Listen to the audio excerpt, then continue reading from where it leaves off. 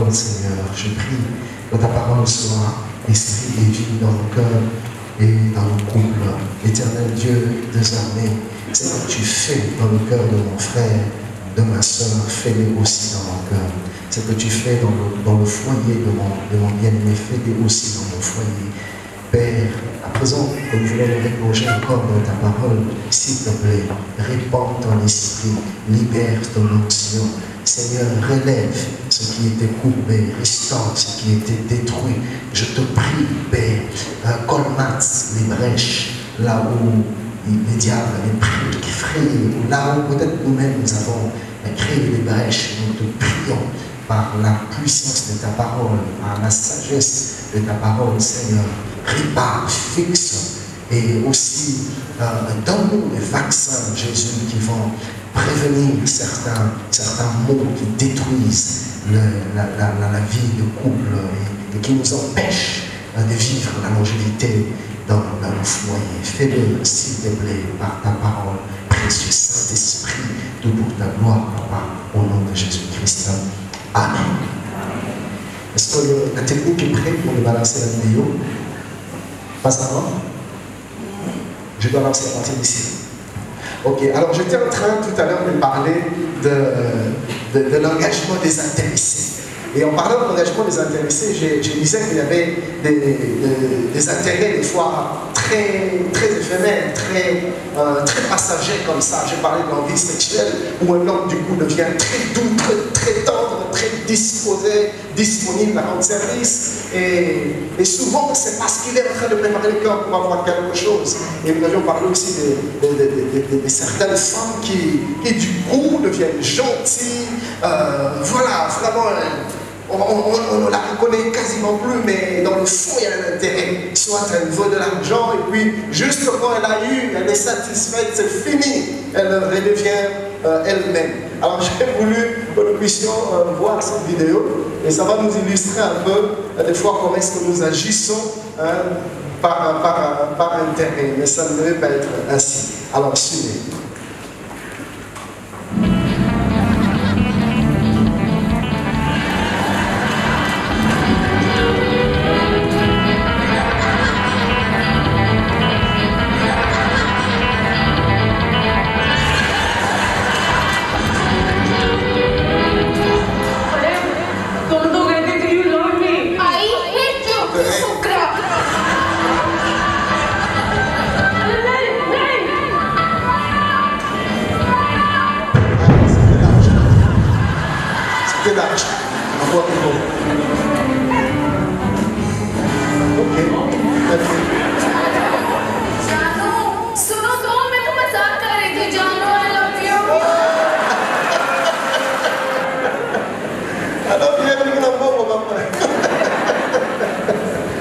Et pourtant, c'est une réalité. Des fois, il y a des I love you très intéressés. Mais je prie que Dieu nous donne de l'engagement désintéressé, motivé par l'amour. Suis-je en train de parler à quelqu'un? Alors, notre cinquième principe, je disais, l'engagement génère 6 vertus essentielles qui contribuent à la longévité du mariage. Première vertu, c'est le dévouement. C'est quoi donc le dévouement? Le dévouement ici, c'est tout simplement l'action d'offrir sa vie, d'offrir ses intérêts à la personne que l'on aime. On se donne, on donne son cœur, on se dévoue. Vous voyez, quand il y a de l'engagement dans un couple, il y a ce dévouement où c'est un cœur qui se donne. Et vous savez, cher bien-aimé, quelqu'un qui est capable de donner son cœur donne sa vie. Quelqu'un qui est capable de donner son cœur, il n'y a rien qui pourra te refuser. Je vois encore Abraham, à qui Dieu demande son fils, son propre fils, son unique, son seul fils, son fils qu'il aimait, Isaac. Vous voyez, Abraham est en train de donner Isaac, mais dans le fond, c'est pas vraiment Isaac que Dieu cherchait. Pourquoi? Parce qu'après Dieu a dit à Isaac, non, ne le tue pas. C'est pas Isaac qui intéressait Dieu. Ce qui intéressait Dieu, c'était le cœur d'Abraham. Dieu voulait avoir son cœur. Quand tu lui demandais Isaac, au fait, tu lui demandais son cœur. Et c'est beau quand l'engagement nous amène à cette dimension-là, où nous donnons notre cœur à notre conjoint, où on est vrai, où c'est intense, où ce n'est pas les matériels, peu importe ce qui se passe à l'extérieur, que tu me donnes ou que tu ne me donnes pas, que tu m'offres des cadeaux, ce n'est pas ça. Mon amour n'est pas motivé par ce que tu me donnes, mais ma motivation est beaucoup plus profonde. C'est un engagement sincère, un engagement désintéressé. Et ce genre d'engagement produit ce qu'on appelle le dévouement, action d'offrir sa vie à la personne que l'on aime. Le dévouement, c'est aussi la disposition à servir et à se dévouer. On est disposé à servir. Et des fois, frère, on est étonné de voir comment certaines personnes sont dévouées à l'église. Il est ouvrier à l'église, mais il est dévoué. Je me rappelle encore le pasteur Marcelo qui parlait de certaines sœurs, de certaines épouses, très dévouées à leur pasteur. Quel dévouement! Mais elles sont prêtes à servir le pasteur, mais dans leur maison indifférente, aucun dévouement. Non, nous n'avons pas besoin de ce dévouement-là. C'est votre époux qui en a besoin, c'est votre épouse qui en a besoin. On va voir des frères très galants, très serviables, avec toutes les sœurs, avec le collègue du bureau. Elle est prête à ouvrir la portière, à rendre service, à proposer même des services. Est-ce que tu veux que je le fasse ci pour toi? Tu veux que je le fasse ça? Quel dévouement! Mais voyez la même personne dans sa maison. Je me ressentais depuis la maison que je dois dire. Vous savez, chers bien-aimés, il peut arriver dans la vie de couple qu'on ait des problèmes. Ou que l'autre fasse quelque chose qui te déplaise. Ça arrive. Mais nous devons apprendre à dissocier la chose que l'on n'aime pas de la personne que l'on aime. Oui, à dissocier l'attitude que l'on désapprouve de la personne que l'on aime. Écoutez, tu as fait quelque chose que je n'ai pas apprécié. Je suis fâché à cause de l'acte que tu as fait. Mais je t'aime, c'est toi que j'aime. Je reste attaché à toi, mais je suis contre l'attitude que tu as manifestée. Vous voyez ça?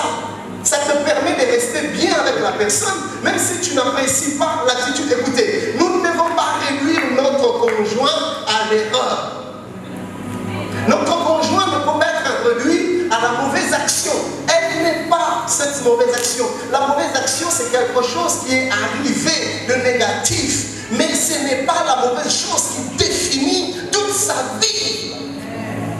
Nous ne devons pas arriver à ce niveau-là où quand tu la vois, tu le vois comme la petite chose. Et l'homme a cette manie d'oublier toutes les bonnes choses, tous les bons côtés. Tu oublies tout ce qu'il a fait pour toi. Un peu comme Maman Bobby, pour que tu sois Sylvie ou avec Papa Bobby, il y a même aussi la vie.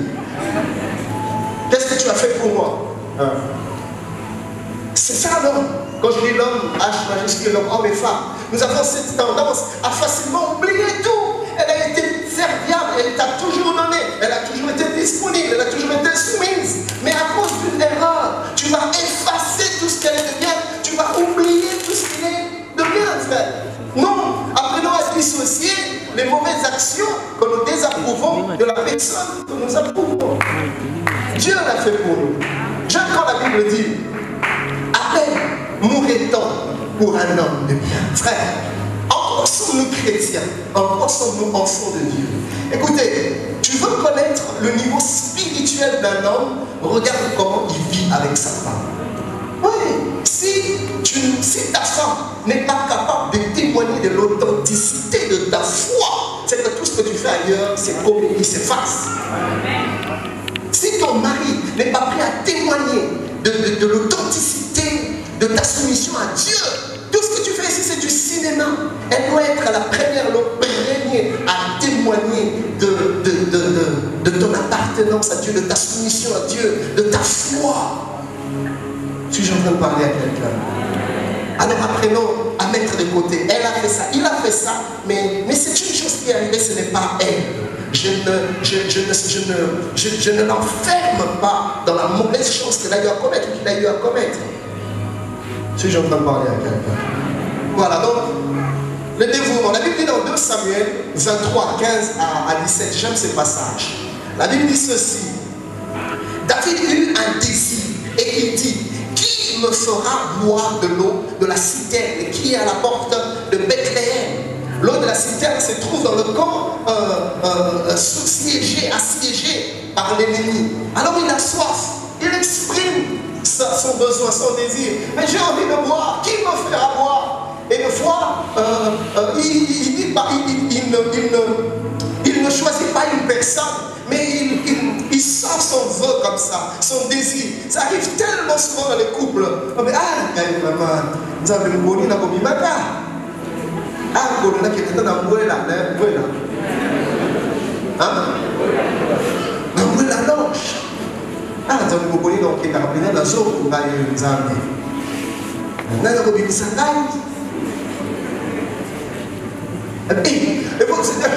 le frère, elle me lance un message comme ça. Ah chérie, tu te rappelles de ma copine? Hier j'étais avec elle, elle me racontait juste comment ils ont passé des bons moments ensemble. J'ai aimé. Mais c'est un désir qu'elle est en train de te lancer comme ça. Hein? C'est à toi de saisir. Des fois il y a des demandes qu'on formule de cette manière-là. C'est à nous de saisir, alléluia. Alors ici, David aimait juste un désir. Qui me fera boire? Il y a tellement des eaux que nos conjoints ont envie de boire. Mais des fois, nous sommes insensibles.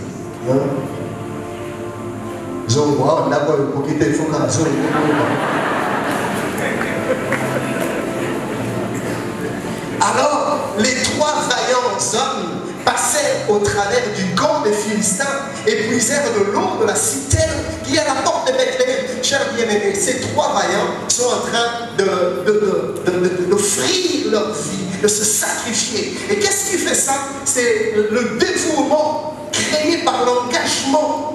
Vous voyez, j'ai envie de poser une question à quelqu'un, à un conjoint. Jusqu'où es-tu capable d'aller pour faire plaisir à la personne que tu prétends aimer? Jusqu'où es-tu capable d'aller? La deuxième chose que l'engagement crée, c'est l'implication. Oui, l'implication. L'implication, c'est l'action de s'investir dans la vie de l'autre pour le rendre meilleur et pour rendre sa vie, pour le rendre heureux, pour la rendre heureuse. Vous voyez ça? Je m'investis, mais pour ressortir le meilleur de ma femme. Écoutez, chers bien-aimés, un jour, le Seigneur nous demandera de compte. Est-ce que vous savez que nous avons chacun une mission auprès du conjoint que Dieu nous a donné? J'ai un rôle à jouer dans l'épanouissement de la vie de ma femme. Dieu m'a donné ma femme, mais j'ai un travail à faire. Dieu me l'a donné, mais ce que Dieu attend de moi, quand je travaille pour qu'elle devienne meilleure, la meilleure d'elle-même, pour qu'elle ressorte la meilleure d'elle-même. Je dois la motiver, je ne dois pas l'écraser, je ne dois pas l'étouffer, mais au contraire, je dois travailler pour qu'elle monte, pour qu'elle perce, pour qu'elle accomplisse le but de sa vie. Je dois travailler pour que le jour où le Seigneur la rappellera, bien sûr, je peux que ce soit après moi, qu'elle puisse aller en paix, qu'elle puisse partir en souriant. Pourquoi? Parce que le cœur serait satisfait d'un travail accompli, d'un devoir accompli. Je parle, mais j'ai vécu pleinement ma vie. Et c'est mon rôle d'aider ma femme à vivre le meilleur d'elle-même. Qu'elle vive sa vie au summum des potentiels, des atouts, des attitudes que Dieu a placées en elle. C'est mon rôle. Et ça demande de l'investissement, ça demande de l'implication, frère. Et l'implication, c'est aussi l'action de s'investir dans les affaires de l'autre. Vous voyez? Est-ce que tu sais ce que ton homme fait? Il y a des femmes qui ne sont au courant de rien. Il est parti où? Ah, il est sorti. Tu ne sais pas ce que ton mari fait. Tu ne t'intéresses pas à ce que ton mari fait. Ton mari rentre à la maison, elle a des suspens, elle a des rapports à rédiger, la table est remplie de papiers, mais tu ne t'intéresses pas. Tu ne sais même pas de quoi il s'agit. Comment tu vas l'encourager si tu ne sais pas ce qu'il est en train de faire? Mais ça te dit, Dieu, c'est la fin. Tu attends la fin du mois, tu attends l'argent. Papa va provision c'est d'acquis. Il n'y a plus de provision à la maison. Mais tu ne t'investis pas dans son travail. Tu ne l'encourages pas. Mais qu'est-ce que tu fais à ses côtés, madame? Dis-moi, qu'est-ce que tu fais à ses côtés? Seulement pour prendre comme les sangsues, seulement pour sucer. Qu'est-ce que tu fais à ses côtés? Tu as un rôle à jouer. Et il doit devenir meilleur que lui-même. Tu dois l'encourager, tu dois le motiver. Mon chéri, tu arriveras. Ce dossier, tu arriveras. Ce marché, tu l'auras. Écoute, j'ai prié pour toi. Voilà ce que le Seigneur m'a dit. Écoute, vas-y, chéri, ne te fatigue pas. Écoute, attends, tu dois ramener demain. Écoute, je te fais un café. Il faut que tu sois fort, chéri. Écoute, je te laisse le temps. Je prends les enfants. On va dans la chambre. Travaille, chéri. Écoutez, les enfants, aujourd'hui, pas de télé, pas de dessin animé, papa travaille. Allez, tous, d'ailleurs, ensemble. Et le mari qui sent cette implication, il est encouragé. Il a envie de donner le meilleur de lui-même. Il a envie de travailler encore. Mais regarde comment tu agis. Écoutez, c'est que l'homme là, le pauvre homme, est en train de faire. C'est parce qu'il est en train de penser à toi. C'est parce qu'il est en train de penser aux enfants. Alors il veut donner le meilleur de lui-même pour que le pain ne manque jamais sur ta table. Mais toi, qu'est-ce que tu lui donnes en échange? Des bouts.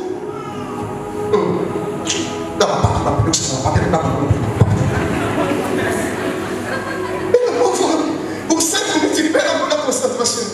Ah, Jésus. Et puis il se ressaisit, il se met encore à travailler. Et il y a l'enfant qui sort, qui vient de tirer. Chérie, est-ce que tu peux pas garder l'enfant? Ah chérie, moi aussi je suis fatigué, depuis maintenant je suis en train de m'occuper de l'enfant.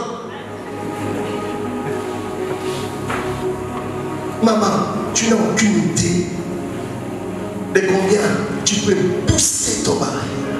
Tu n'as aucune idée. Les femmes, vous êtes puissantes.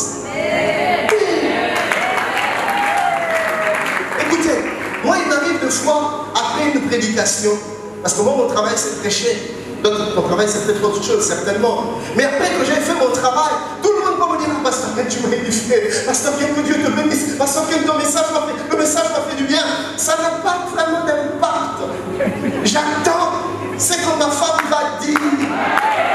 Ce que je vous dis, c'est authentique, elle le sait.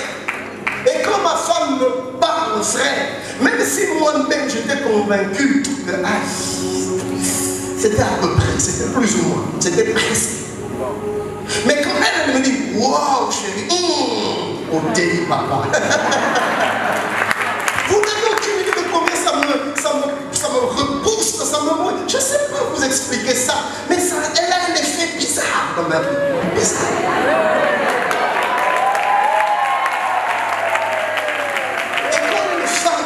Comprend sa force, son potentiel, sa puissance, son impact, et qu'elle le met en œuvre au bénéfice du mari. Mais c'est un homme heureux, c'est un homme épanoui, c'est un homme gai, c'est un homme comblé.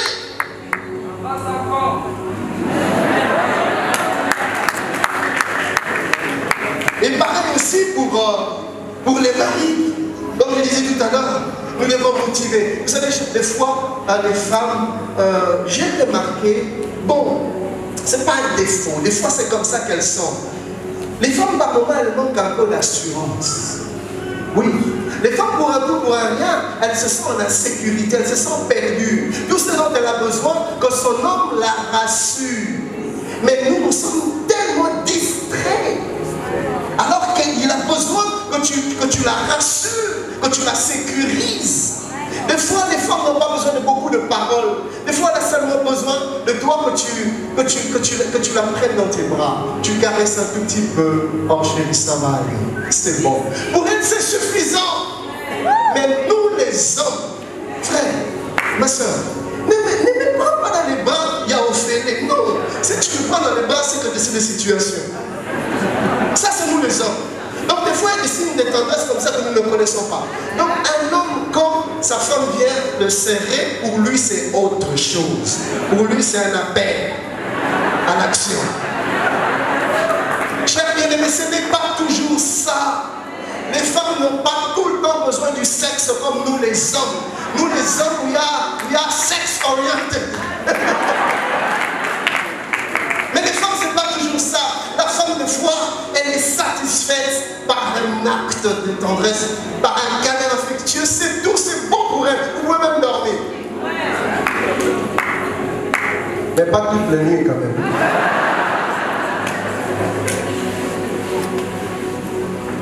Alors je disais, l'implication ici, c'est savoir s'investir pour sortir le meilleur de l'autre, mais aussi s'impliquer dans les affaires de l'autre, dans les démarches de l'autre. Où est-ce que tu en es avec tes démarches? Ah écoutez, l'entreprise que tu avais commencé, mais les business, où est-ce que tu en es? Est-ce que ça va? Est-ce que ça marche? Mais comment tu t'en sors avec les enfants? Est-ce que ça va, chérie? Est-ce que ça se passe bien à la maison? Elle a besoin que tu t'intéresses aussi à ses affaires. Il a besoin que tu t'intéresses aussi à ses affaires.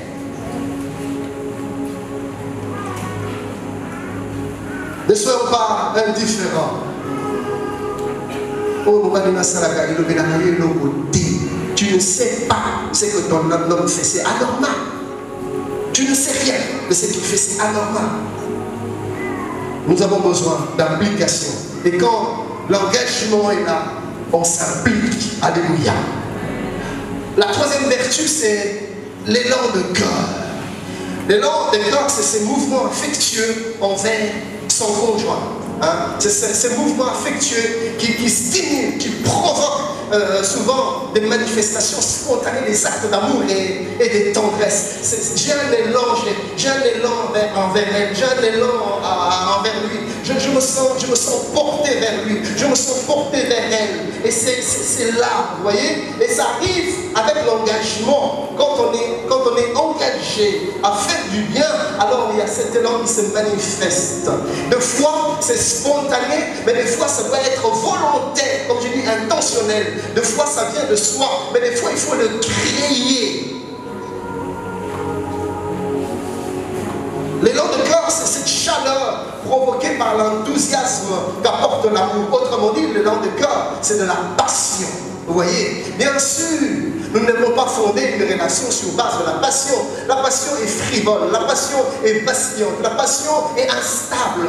Elle vient, elle s'en va, et puis elle revient, elle s'en va. Mais pourtant, quand on a de l'engagement, des fois, il y a cette passion qui vient, mais quand la passion n'est pas là, alors il faut créer cela soi-même. Écoutez, comme je le dirais tout à l'heure, à un moment donné, l'amour devient une volonté. J'ai entendu des jeunes dire, pasteur, je ne ressens plus rien pour elle. Non, ce n'est pas que tu ne ressens plus rien pour elle. Tu as comme l'impression que la passion est partie, mais tu ne peux pas baser une relation sur la passion. C'est une émotion et c'est instable. Quand elle est là, c'est bon, mais quand elle n'est pas là, il faut que ce soit volontaire, intentionnel. Quatrième vertu de l'engagement, c'est l'abnégation. L'abnégation. L'abnégation, c'est l'action de renoncer à ses intérêts pour l'autre. Voilà, je sais que je désire faire cela, mais c'est pour mon bien, mais puisque l'autre veut autre chose, je renonce à ce qui me plaît, parce que l'autre veut faire autre chose. Et dans le couple, quand il y a de l'abnégation, c'est beau. On ne tire pas le drap de son côté. Il y a des couples comme ça, même la nuit, où elle sera le cabine, et puis l'autre, quand il se rend compte qu'il n'y a plus de dents, mais quand il y a l'abnégation, la Bible dit, si quelqu'un te frappe sur la joue gauche, donne la joue droite.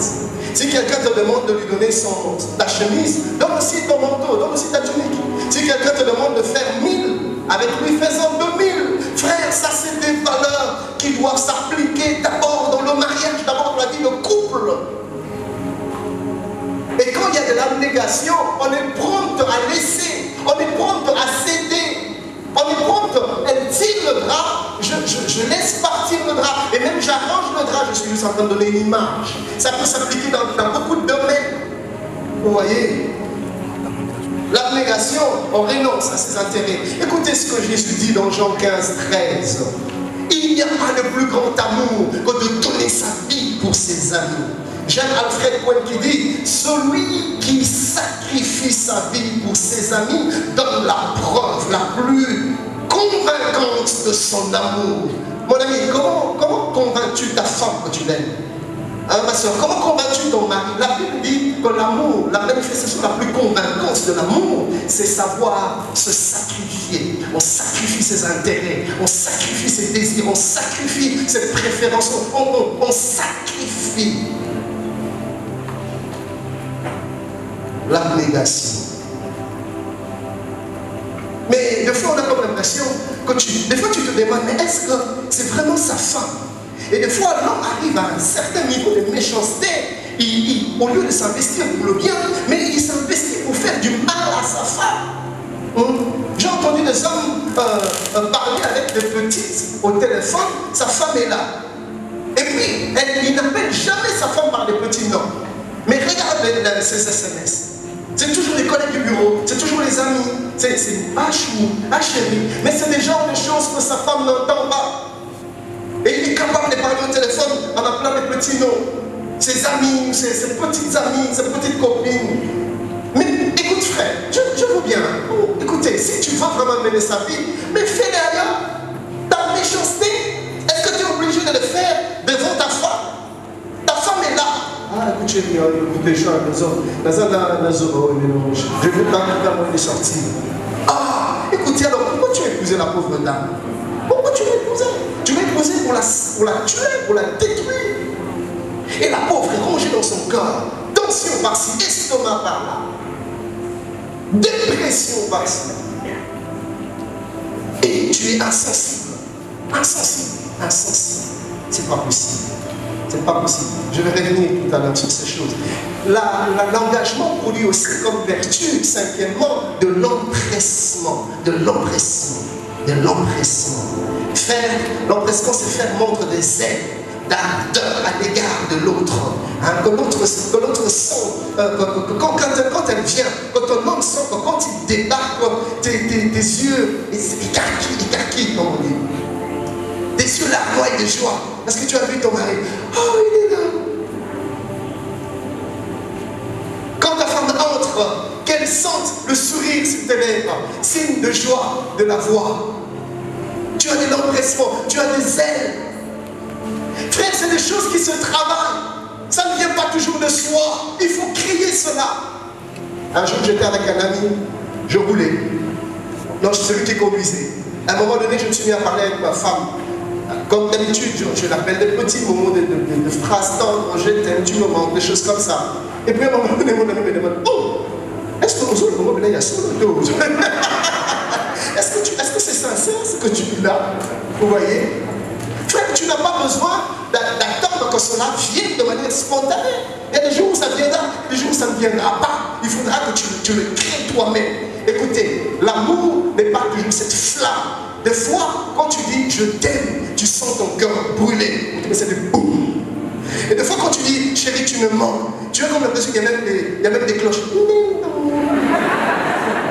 Mais des fois, elle ne te manque pas. Mais nous partons sur le principe qui dit que la parole crée. Je ne sens peut-être pas le feu dans mon cœur, mais je le dirai, je le redirai encore. Parce que plus tu le dis, plus ça devient vrai. Plus tu déclares, plus ça se réalise, ça se matérialise. La Bible déclare, sur base de rien, Dieu a tout créé par quoi? Par la parole. Tu dois parler, tu dois créer des choses, tu dois déclarer.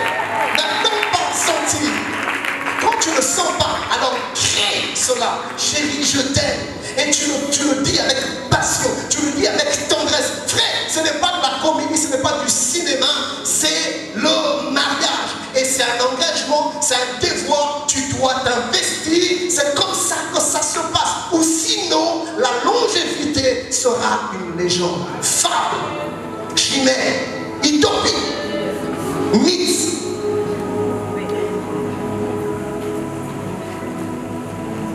Sixième chose, qu'on crée l'engagement plutôt, c'est l'altruisme conjugal.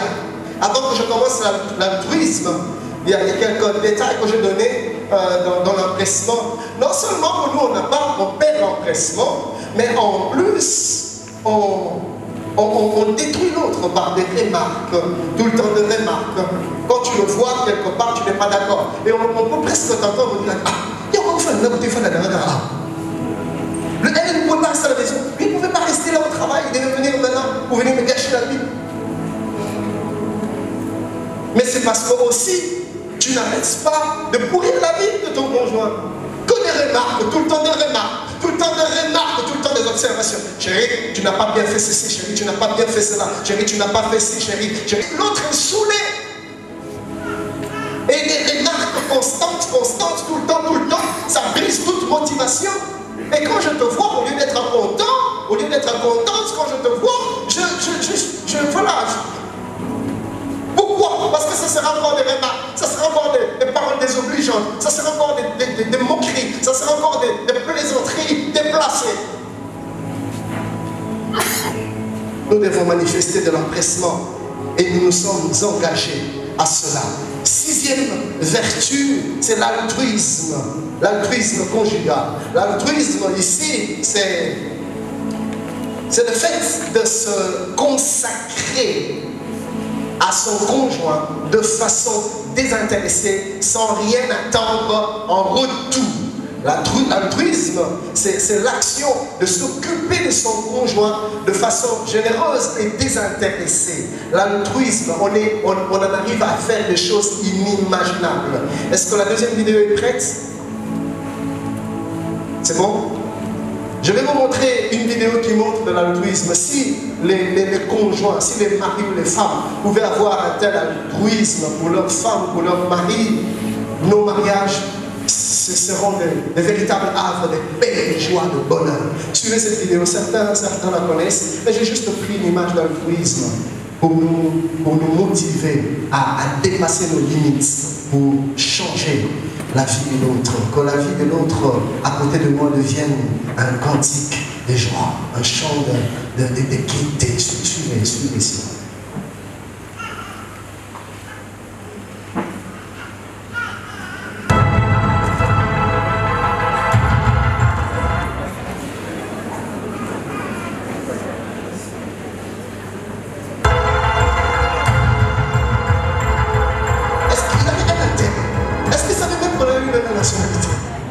Est-ce que quand il montait comme ça, il pouvait s'imaginer qu'il allait devenir français, qu'il allait rencontrer Macron?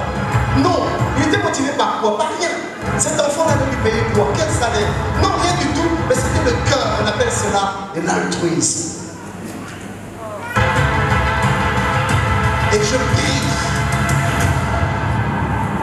je prie que l'altruisme soit présent dans nos foyers.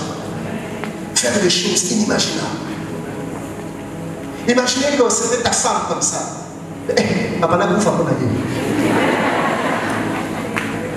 Que je meurs pour elle ou pour lui. On raconte l'histoire de deux amoureux qui, comme pour prouver leur amour, ils avaient décidé de se donner la mort.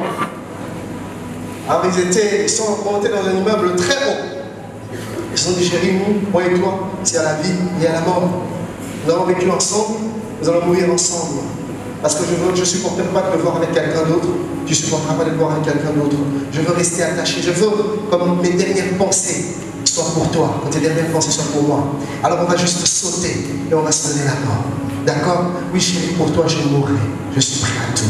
On saute à 3, d'accord? Écoute chérie, on ne met pas de parachute.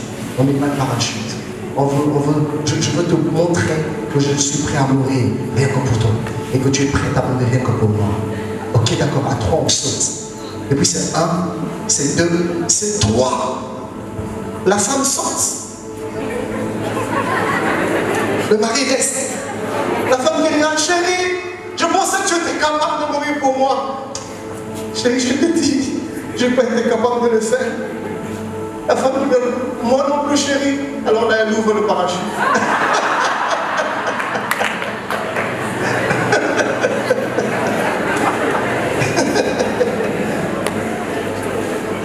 Sixième principe,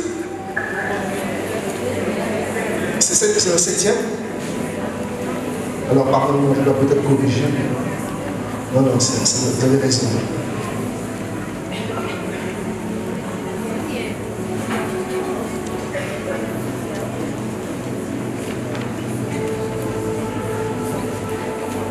C'est le 7e? Le 6e? Merci. C'est pas grave, c'est pas 6e, 7e, c'est pas grave.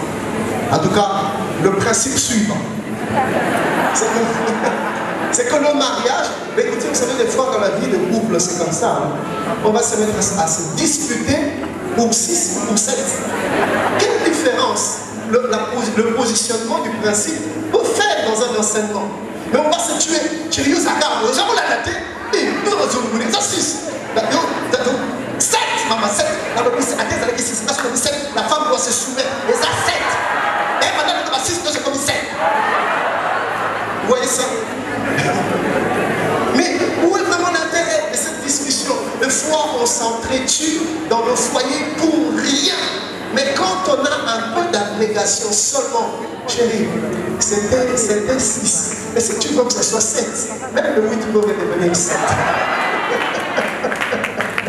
Amen.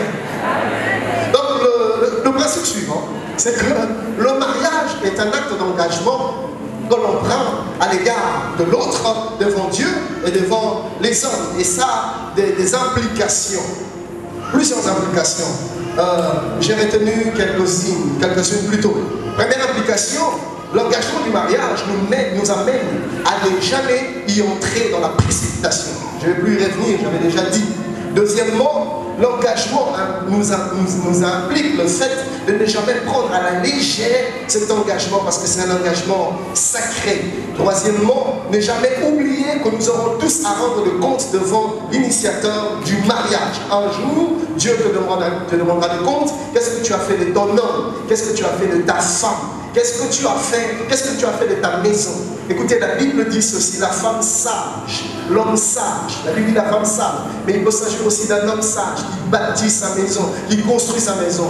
Mais l'insensé la renverse de ses propres mains. Des fois, les destructeurs de nos maisons, c'est nous-mêmes, par nos propres mains, nous détruisons d'abord l'un l'autre et nous détruisons notre foyer. Et ce jour-là, quand nous nous tiendrons devant le Maître de l'univers, nous aurons à rendre de compte. Le Seigneur prendra ton foyer et mettra devant toi. Qu'est-ce que tu as fait de ton mariage? Regarde ce que tu as fait de ton mariage. Je te donnais un lieu de bonheur, je te donnais un lieu d'épanouissement. Mais regarde, qu'est-ce que tu en as fait? Regarde la femme que je te donnais, regarde l'homme que je te donnais. Qu'est-ce que tu as fait de lui? Qu'est-ce que tu as fait d'elle? Nous aurons à rendre de compte, frère. Ce que tu fais, tu vas rendre de compte. Pourquoi? Parce que c'est un engagement sacré. Troisième chapitre, l'avant-dernier chapitre, c'est les 3 domaines fondamentaux de l'engagement conjugal. La Bible dit dans Genèse 2, 24, on va parler de 3 domaines fondamentaux de l'engagement conjugal. Disons 3 domaines où l'engagement s'exerce, où on est appelé à exercer de l'engagement, à nous impliquer, à nous investir. La Bible dit dans Genèse 2, 24, c'est pourquoi l'homme quittera son père et sa mère et s'attachera à sa femme, et ils deviendront une seule chair.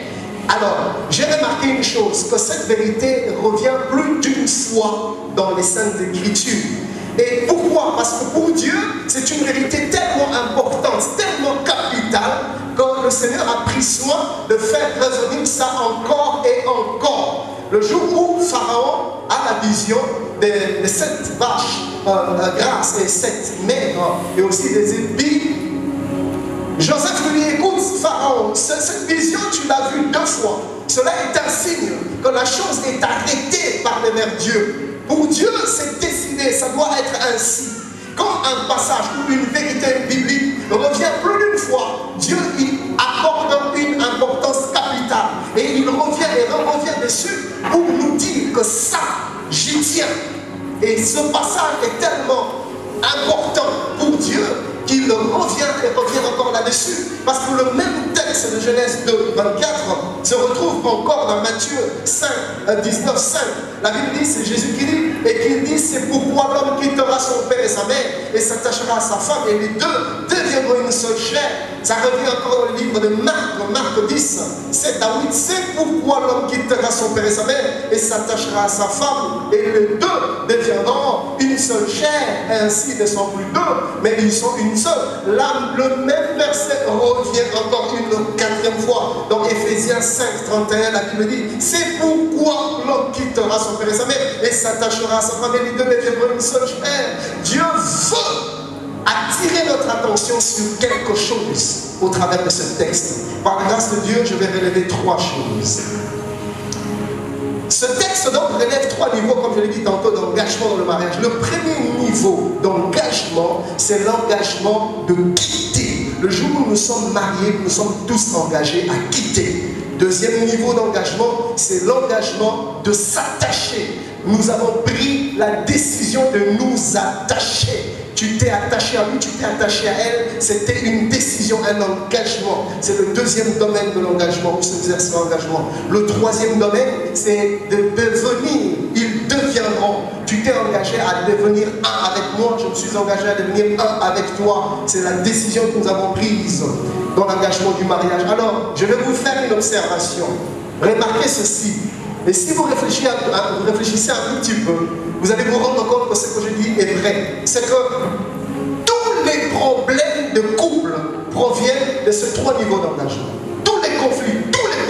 Soit il y a eu un problème au niveau de quitter, soit il y a eu un problème au niveau de s'attacher, soit il y a eu un problème au niveau de devenir. Tous les problèmes du couple, c'est à ces 3 niveaux. Et Dieu plutôt connaissant cela, vient nous fixer en nous disant, si tu t'engages, tu t'investis dans la séparation, dans le détachement, si tu t'investis dans l'attachement à ta femme, et si tu t'investis dans le fait de devenir un, beaucoup de problèmes dans ton foyer seront résolus et ton mariage durera longtemps et tu seras longtemps heureux à côté de ton homme, à côté de ta femme. Alors commençons par l'engagement de quitter. La Bible dit, c'est pourquoi l'homme quittera. Dans le mariage, on s'engage à quitter, mais à quitter dans 5 domaines différents, de 5 manières différentes. Nous quittons premièrement de manière physique, sur le plan physique. Alors ici, on parle d'une séparation. Nous quittons la maison de nos parents, nous quittons nos familles. Nous allons former une famille avec quelqu'un d'autre. Nous nous détachons.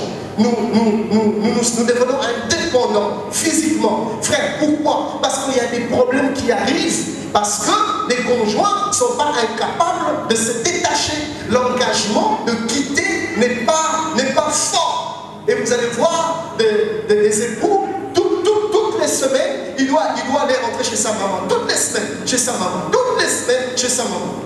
Il y a des femmes comme ça mariées, mais chaque 3 jours, rentre à la maison familiale. Mais écoutez ma soeur, tu dois quitter, tu dois partir. Et moi j'ai vu des couples, maman aime tellement sa fille, que quand sa fille, ou plutôt son fils, que quand son fils se marie, il dit, écoute mon grand, tu n'as pas besoin d'aller te débrouiller, payer le loyer, c'est compliqué. Écoutez, à l'extérieur, tu peux l'occuper, c'est la maison. Et c'est des problèmes, pourquoi? Parce que tout le temps, c'est des émissions, c'est des ingérences. La maman qui vient, il ouvre le congélateur. Ah ben il n'y a pas de provision, je crois qu'on doit faire quelque chose. Hein. C'est qu'il y a un souci. Et la femme se sent inutile. Pourquoi? Parce que voilà, la belle maman est toujours là. Mais sépare-toi un peu de tes parents. Quitte un peu, même s'il n'y a pas suffisamment de moyens. Commencez avec le peu que vous avez. Écoutez, quitter, c'est-à-dire quitter aussi les avantages. Ton père avait les moyens. Il pouvait t'offrir tout ce que tu voulais. Ton mari n'a pas autant de moyens que ton père, mais tu t'es engagé à quitter. Quand tu as dit oui, je le veux, tu as dit oui, je le veux, à avoir un traitement moindre parce que ton père t'a donné. C'est un engagement. Tu dois aller jusqu'au bout. Tu es en train de parler à une jeune dame. Le deuxième niveau, manière de quitter, c'est de quitter financièrement. Écoutez, vous restez dans une forme de servitude si financièrement vous êtes constamment entretenu par un parent, par un oncle, par un ami. Pourquoi? Parce que la main qui donne a toujours été au-dessus de la main qui reçoit. Et à force de te donner, il commencera à se permettre certaines choses. Surtout mon frère, vous qui n'êtes pas encore marié, tu es en train de préparer la dot. Quand les autres donnent peut-être des contributions, mais cherchent à faire la plus grande part. Quand l'autre ne paye pas ta dot, viens toi-même avec l'enveloppe de la dot. Sinon, demain, il te dira, moi aussi, au bas de la guillaume. Mais effectivement, c'est lui qui a donné l'argent de la dot. Vous voyez ça? Donc, la dépendance financière baisse l'autorité et l'autonomie, réduit l'autonomie du couple.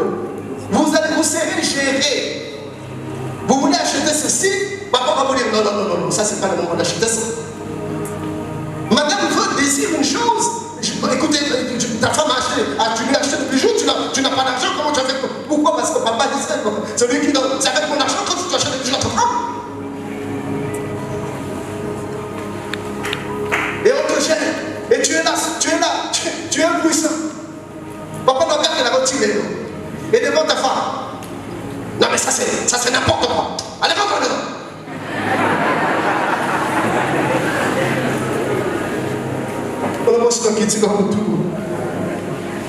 Pourquoi? Parce que tu es dépendant financièrement. Frère, si tu dois vivre de l'eau et de pain sec pour la dignité, fais-le. Détache-toi un peu. Sépare-toi un peu. Sépare-toi un peu. Sinon, ça ne te fait pas respecter. Amen. Et le problème aussi, c'est nos femmes.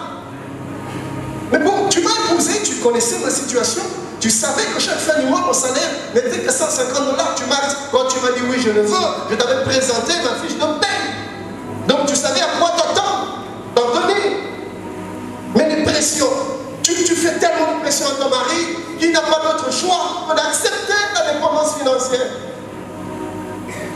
Si tu pouvais le porter, chérie, c'est pas grave, on va s'en sortir, chérie, on va y arriver, chérie, Dieu va nous bénir. Écoutez, acceptons ces temps-ci, mais ce n'est qu'une saison, le Seigneur va nous visiter, tu trouveras un bon travail, ça vous épargnerait beaucoup de choses. Mais tu es là constamment faire des pressions à ton mari. Ton mari gagne 150 $, mais tu veux qu'il t'offre de voyage. Pourquoi? Parce que toutes tes copines voyagent. Et tu casses les oreilles à ton mari. Ils sont en voyage à rater, ils sont en voyage à rater. Naïve, au milieu au voyage. Non, nous, on ne voyage pas. Quand je vois, pourquoi tu voyages? Et le pauvre mari, il t'aime tellement qu'il supporte pas, Seigneur. Je dois faire quelque chose. Et ton mari commence à falsifier les documents au bureau. Et ton mari commence à faire de fausses factures. Et ton mari commence à soutirer un peu des pieds dans des liasses qu'il gère. Pourquoi? À cause de ta pression, madame.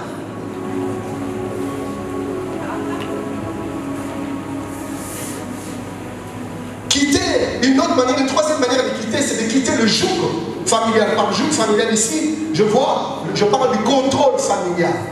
Hein? Le contrôle familial, c'est-à-dire, c'est ta famille, c'est ta maman, c'est ton papa qui te dit des choses que tu dois faire et des choses que tu ne dois pas faire.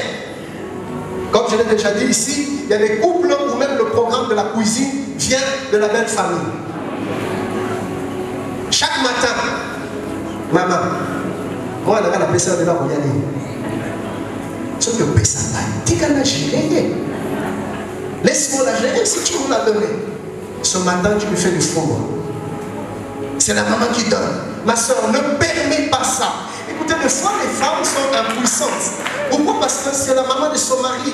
Et le comble, c'est qu'elle s'attend à ce que son mari la défend. Mais le mari ne la défend pas. Le mari est au courant. Ah, ça, maman, Zolola. Fais seulement ce que maman te dit. Non, elle ne peut pas faire seulement ce que maman dit. C'est toi qui dois diriger la maison.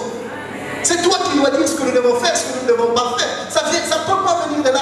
Nous devons quitter le contrôle parental. Si je suis en train de parler à un époux, à une épouse, ta maman ne peut pas, ton papa ne peut pas continuer à te dire quel genre de travail tu dois faire, quel genre d'études tu dois faire. Non, toi tu ne dois pas faire ça. Ne dis à ton mari que papa dit pas ça, tu dois aller là-bas. Non, écoute papa, tu es venu garder ta fille chez toi. Si tu as accepté que sa fille s'attache à un homme, il est sous la responsabilité de cet homme-là. C'est à cet homme-là de le gérer. C'est lui qui décide désormais sur sa vie, sur ses études, sur ses choix. C'est lui, ce n'est plus toi. Alors quand ça arrive comme ça, c'est à toi de t'imposer. Avec beaucoup d'amour, beaucoup de respect, papa, je suis marié, je ferai ce que mon mari me dira. Papa va crier, papa va donner, tu es fait. Demain la même chose, tu es fait. Après demain la même chose, tu es fait. Il va se fatiguer et il va vous laisser tranquille. Aujourd'hui tu es marié mais tu continues à trembler. Papa a dit, papa a dit.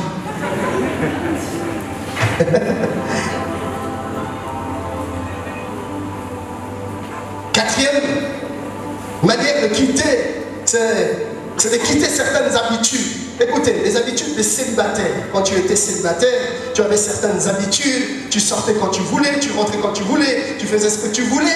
Maintenant que tu es marié, tu as des comptes à rendre à quelqu'un. Tu ne peux pas sortir sans dire.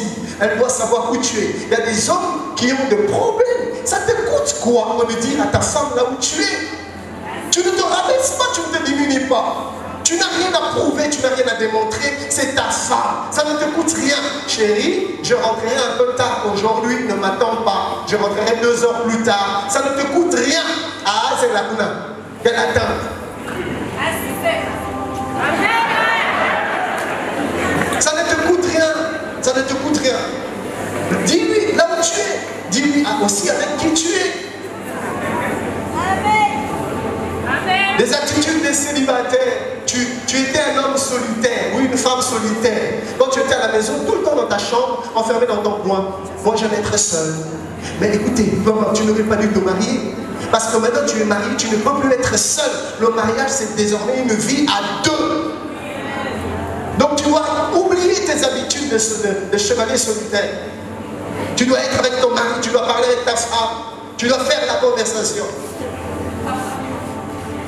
Non, écoute chérie, moi j'ai grandi comme ça, même mes parents savent que quand j'entre dans la chambre, ici c'est pas tes parents, c'est ta femme, c'est ton mari, oublie tes parents.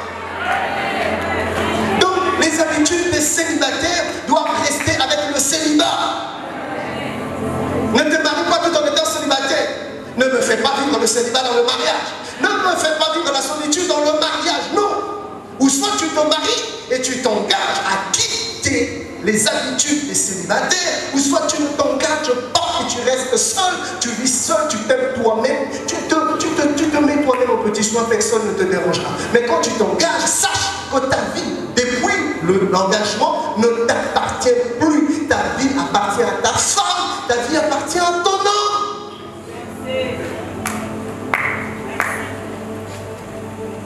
5e manière de quitter, c'est quitter les relations qui dérangent. Ah.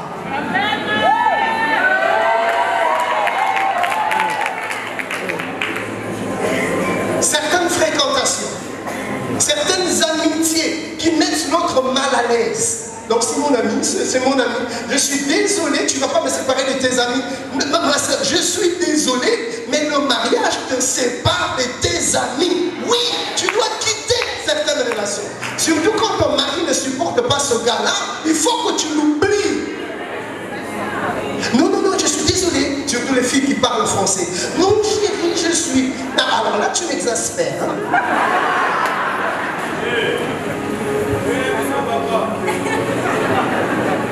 En plus, les amis que le mari ne contrôle pas. J'étais avec mes amis. Quels amis? J'étais avec mes amis. Mes amis, papa, nous n'a pas de liberté dans les civils. Justement, oui, au Bali, tu as décidé de restreindre tes libertés. C'est ça le mariage. Voilà pourquoi c'est un engagement à prendre au sérieux. Parce qu'il y a des implications, il y a des obligations. L'engagement, certes, n'est pas obligatoire, mais elle génère des obligations. Vous vous rappelez du 2e principe?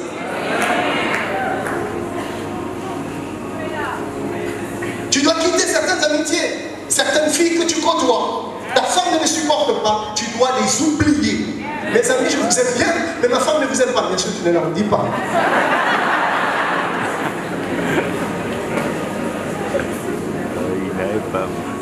Et puis il y a des amis où il y a des relations, des fois des amitiés très ambiguës, particulièrement avec le sexe opposé. Des amitiés qu'on n'arrive pas à définir, qu'on n'arrive pas à expliquer. Mais cette fille-là, vous avez étudié ensemble avec elle? Non. Vous avez habité le même coin? Non. Vous avez travaillé ensemble? Non. Vous travaillez dans le même domaine? Non. Vous avez les mêmes sortes de terrain? Non. Mais quoi? Vous faites quoi ensemble? C'est mon ami. Tu l'as connu quand? Avant le mariage?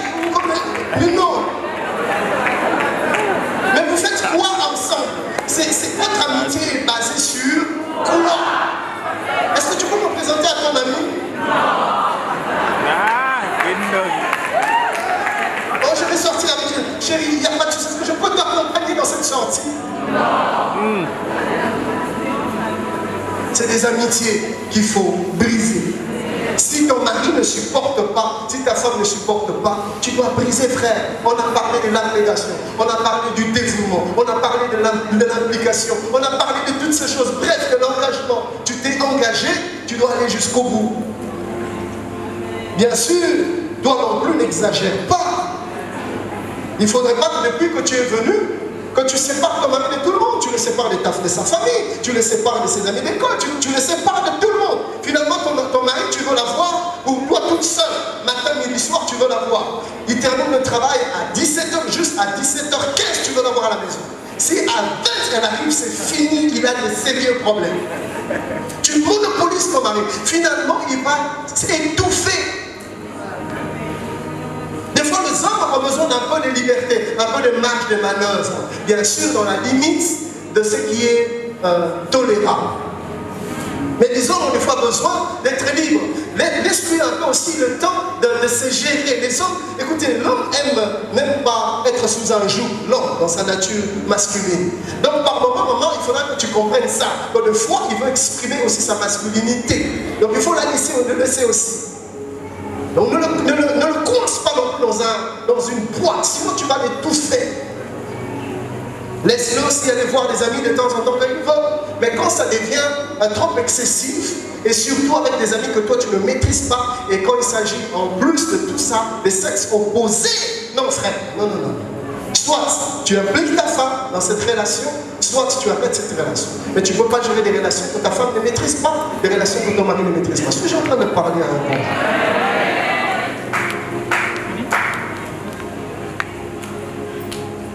Le deuxième domaine d'engagement, c'est l'engagement de s'attacher. La Bible dit dans Genèse 2, 24, c'est pourquoi l'homme quittera son père et sa mère et s'attachera à sa femme. Donc, le fait de s'attacher ici, c'est aussi un engagement. Parler de l'attachement, il s'agit ici de l'attachement, premièrement, de l'attachement physique. 1 Corinthiens 6, 16, la Bible dit, ne savez-vous pas que celui qui s'attache à la prostituée est un seul corps avec elle. Donc par l'acte sexuel, on s'attache à l'autre. Donc il s'agit ici d'un attachement physique. Cet attachement-là, c'est un engagement. L'acte sexuel, les rapports sexuels, c'est un droit pour l'autre. La Bible dit dans 1 Corinthiens 7, 5, ne vous privez point l'un l'autre. Mon frère, tu dois être disponible pour ta femme. Ma soeur, tu dois être disponible pour ton mari. Quand il a besoin de toi, tu dois être disponible. Arrête des excuses tout le temps. J'ai mal aux ongles. J'ai mal aux cheveux, j'ai mal au dos. Tu as tout le temps mal, Tu dois te rendre aussi disponible pour ton homme. Et il n'a que toi, maman. Et elle aussi n'a que toi, mon ami. Donc tu dois être disponible. Amen. Ok. S'attacher aussi émotionnellement. Alors, ici, on s'attache émotionnellement par le lien de l'amour. Il est 13h30. On n'a plus de temps plus tôt. Je crois que la suite, on réservera ça pour la prochaine édition. Parce que ces choses sont tellement importantes que je n'aimerais pas les dire en cours. Donc on va se donner le temps d'y aller mollo, afin que nos vies soient affectées et que nos couples durent longtemps. Que Dieu vous bénisse.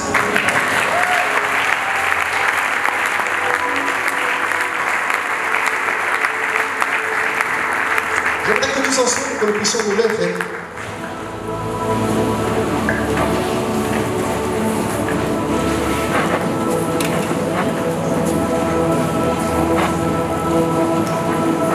Si tu es avec ton épouse, avec ton époux, tu vas le tenir dans la main. Vous allez vous tenir main dans la main. Si tu es seul, tu vas poser ta main droite sur ton cœur. Si tu es célibataire, tu vas poser les deux mains.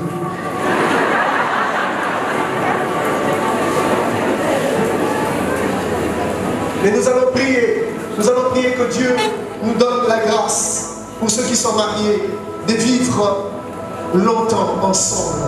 Mais pas seulement de rester longtemps, mais de rester longtemps heureux, pendant longtemps, que le bonheur dure et perdure. Élevons nos voix et parlons au Seigneur. Pour ceux qui ne sont pas mariés, Seigneur, prépare mon cœur, transforme-moi, façonne-moi, donne-moi le caractère qu'il faut, afin que quand le temps viendra, Jésus, que je sois un mari qui pourra combler sa femme, que je sois une épouse qui pourra combler son mari. Prions le Seigneur, parlons à Dieu, parlons à Dieu. Seigneur Dieu, nous voulons des mariages qui durent. Nous voulons des mariages qui durent. Seigneur,